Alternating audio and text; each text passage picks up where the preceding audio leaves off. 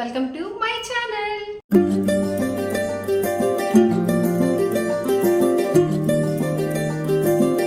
తెలుసు మీరు ఎంతగానో ఈ వీడియో కోసం వెయిట్ చేస్తున్నారని చాలా కమెంట్స్ వచ్చాయి. అలాగే చాలా మంది మెసేజ్ చేస్తున్నారు, ఎప్పుడు ఈ వీడియో పెడతారక్క ఈ శారీతోని, మీరు ఏం చేశారు, శారీగా ఉంచుకున్నారా లేదంటే డ్రెస్గా ఏమైనా కన్వర్ట్ చేశారా అని చాలా మెసేజెస్ వచ్చాయి. నేనే అనుకున్నాను లేట్ చేసేస్తున్నానేమో అని, కానీ నాకు అంత టైం కూడా అస్సలు కుదరట్లేదు. అందుకే ఫాస్ట్గా ఇంకా హ్యాండ్ వర్క్ కూడా చేయకుండా ఇంకా వీడియో అయితే చేసేస్తున్నాను స్టిచ్చింగ్ అవ్వగానే. ప్రీవియస్ వీడియోస్లోని ఐరన్ ప్లీట్స్ ఎలా పెట్టారు అని కొన్ని వేరే లెహెంగాకి చాలామంది అడిగారు. ఐరన్ ప్లీట్స్ చాలా సింపుల్గానే పెట్టుకోవచ్చు అని మీకు చూపించవచ్చు అని చెప్పి ఈ వీడియోలోని అక్కడక్కడ వీడియో క్లిప్స్ అయితే యాడ్ చేశాను. అవి యాడ్ చేసి మీకు చెప్తూ ఉంటాయి ఎలా చేశాను ఏంటి అన్నది. అలాగే మీకు కొంచెం ఐడియా అయితే వచ్చేస్తుంది. ఎలా చాలామంది శారీస్ తీసుకున్నారు కాబట్టి ఇలా ఎవరైనా స్టిచ్చింగ్ చేసుకోవాలి అనుకుంటే ఒక ఐడియా ఉంటుందని వీడియో అయితే షూట్ చేస్తున్నా. ఈ వీడియో చూస్తే తప్పకుండా మీకు ఒక ఐడియా అయితే వచ్చేస్తుంది. ఓన్గా స్టిచ్ చేసే వాళ్ళకి కూడా చాలా సింపుల్గా అర్థమైపోతుంది కదా అని చెప్పి ఈ వీడియో అయితే చేస్తున్నా. పూర్తిగా స్టిచ్చింగ్ వీడియో అయితే అస్సలు కాదు, కానీ నేను ఎక్స్ప్లెయిన్ చేస్తూ చెప్తాను, మీకు క్లియర్గా అయితే అర్థమైపోతుంది. ఈ వీడియో అంతా చూసి ఈ వీడియో మీకు యూస్ఫుల్ అనిపిస్తే కనుక వీడియోకి ఒక లైక్ చేసి సబ్స్క్రైబ్ చేసుకోవడం అస్సలు మర్చిపోకండి. పళ్ళు పార్ట్ అయితే చాలా చిన్నదిగా వచ్చింది. మీకు అందరికీ తెలుసు 320 రూపీస్కి ఈ శారీ మీషోలో తీసుకున్నాం. ప్రస్తుతం అవుట్ ఆఫ్ స్టాక్ కూడా అయిపోయిందని చెప్పి చూసారు కదా. ఈ శారీకి చాలా చిన్నగా పళ్ళు వచ్చింది. ఆ పళ్ళు పార్ట్ అంతా కట్ చేసి పక్కన పెట్టేసా. అస్సలు ఫస్ట్ ఐడియా లేదు ఇలా స్టిచ్ చేద్దాము అని చెప్పి. ఫ్యాబ్రిక్ ఎక్కువ కాకుండా ఉంది కదా అని పక్కన పెట్టేసా. లాస్ట్ లో ఐడియా వచ్చి ఇంకా స్టిచ్ చేశాను. కావాలి అనుకుంటే ఫ్రాక్ మీద కోట్ లాక్ కూడా స్టిచ్ చేసుకోవచ్చు. చబ్బీగా ఉన్న వాళ్ళకైతే ఇలా బ్లౌజ్ అయితే అవ్వదు, కానీ కొంచెం నాకైతే ఈ బ్లౌజ్ సరిపోతుంది.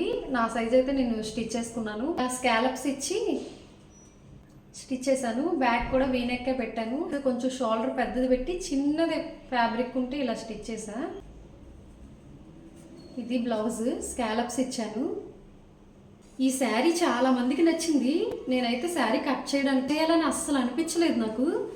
ఇంకా డ్రెస్ డిజైన్ చేసేసుకుందామని ముందు ఫిక్స్ అయిపోయాను కాబట్టి ఇంకా కట్ చేస్తాను అనమాట. నేను చెప్పిన తర్వాత చాలా మంది ఈ శారీ తీసుకున్నారు, బాగుందని చాలా మంది మెసేజ్ కూడా చేశారు. అలాగే కొంతమందికి డౌట్ కూడా ఉంది అసలు బ్లౌజ్ ఏంటి అని. రన్నింగ్ లోనే బ్లౌజ్ వచ్చింది.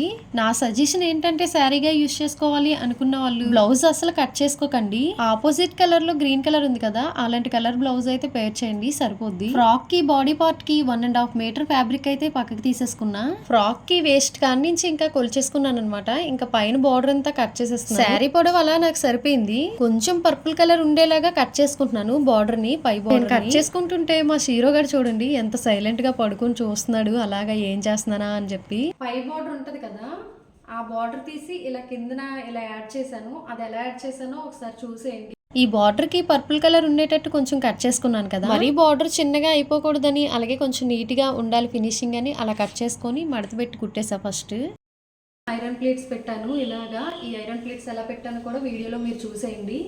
నేను లాస్ట్ టైం లెహెంగా స్టిచ్ చేసినప్పుడు చాలా మంది అడిగారు ఐరన్ ప్లీట్స్ ఎలా పెట్టారు అని. ఎవరు ఎలా పెడతారో నాకు తెలియదు, కానీ నాకు ఎలా వీలు కుదురుతుందో ఎలా సింపుల్ గా అయిపోద్దో అని చూసుకుంటాను నేను. ఫస్ట్ లైనింగ్ ఏమి అటాచ్ చేయకుండా మెయిన్ ఫ్యాబ్రిక్ ఉంటది కదా, మెయిన్ ఫ్యాబ్రిక్ కి మొత్తం ఎన్ని ప్రిల్స్ కావాలో అన్ని ప్రిల్స్ కూడా స్టిచ్ చేసేస్తాను. వేసిన తర్వాత ఇలా కింద మొత్తం వేసేసుకుంటాను అనమాట. ఫ్యాబ్రిక్ అంతా వేసేసుకొని నీట్ గా కుచ్చులు పై వైపు నుంచి కింద వరకు అలాగా అడ్జస్ట్ చేసుకొని కింద ఏదైనా వెయిట్ పెట్టుకుంటాను. వెయిట్ పెట్టేసుకొని ఇంకా అలా ఐరన్ చేసుకుంటూ వచ్చేస్తాను. చూసారు కదా ఎంత నీట్ గా వచ్చేసాయో. కొన్ని ఫ్యాబ్రిక్స్ అస్సలు మాట వినువు, అలాంటప్పుడు ఇంకొకరి హెల్ప్ తప్పకుండా తీసుకోవాల్సిందే. ఇంకా లైనింగ్ విషయానికి వస్తే సపోజ్ మెయిన్ ఫ్యాబ్రిక్ 4 మీటర్స్ ఉందనుకోండి, 4 మీటర్స్ లైనింగ్ కూడా తీసుకుంటారు. బట్ నేనైతే అలా తీసుకోను. అలా తీసుకోవడం వల్ల డ్రెస్ స్టిచ్చింగ్ అయిపోయిన తర్వాత వేసుకున్న తర్వాత నడుము దగ్గర చాలా లావుగా అనిపిస్తుంది. నేను ఒక శారీకి 3 మీటర్స్ లైనింగ్ మాత్రమే తీసుకుంటా. బాడీ పార్ట్ కి ఒక 80 పాయింట్స్ పక్కన తీసి లైనింగ్ అంతా కూడా అంబ్రెల్లా కట్ పెట్టి కట్ చేసేస్తాను. అంబ్రెల్లా కట్ పెట్టడం వల్ల లైనింగ్ కూడా గ్యారా ఎక్కువ వస్తుంది కాబట్టి ఇంకా ప్రాబ్లం ఏమి ఉండదు. లైనింగ్ కి కింద వైపున చిన్న కటింగ్స్ పడతాయి, అవి వేసేసుకుంటే సరిపోతుంది. ఐరన్ ప్లీట్స్ పెట్టేసి ఉంది కదా, దీనికి ఆ లైనింగ్ అటాచ్ చేసేసుకుంటే సరిపోద్ది. స్కాలప్స్ అయితే ఇలా ఇచ్చాను.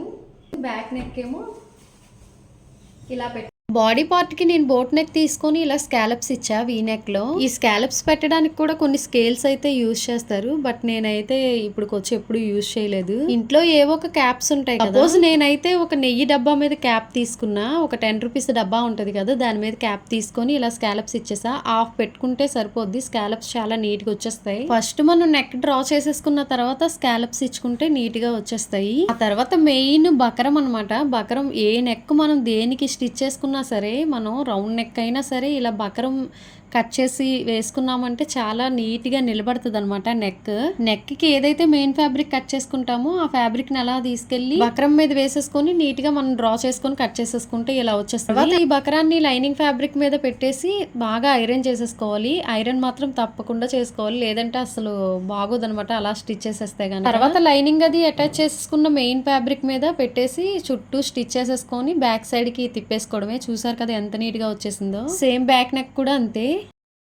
నా మైండ్లో అలా ఫిక్స్ అయ్యి ఉండిపోయింది ఈ డిజైన్ స్టిచ్ చేసుకోవాలి అని చెప్పి. ఇంకా హ్యాండ్స్కి ఇలా అయితే బ్యాక్ నెక్ ఇలా పెట్టేసి థ్రెడ్స్ ఇచ్చేసాను. ఇచ్చేసి ఇలా టెసల్స్ ఇచ్చా. ఇంకా ఎక్కువ టెసల్స్ పెట్టుకుంటే చాలా బాగుంటుంది, కానీ చిన్న పీస్ కూడా నాకు అసలు ఈ శారీలోని వేస్టేజ్ అయితే అసలు మిగలలేదు. ఎక్కడ కూడా వేస్ట్ చేయలే, మొత్తం శారీ అంతా కూడా యూజ్ చేస్తాను. ఇంకా ఉన్న చిన్న చిన్న పీసులతో ఇలాగ టెసల్స్ అయితే ఇచ్చేసుకున్నా. ఫైనల్గా ఫ్రాక్ అయితే ఇలా స్టిచ్ చేసుకున్నా. మీకు నచ్చిందా? నచ్చితే తప్పకుండా చెప్పండి.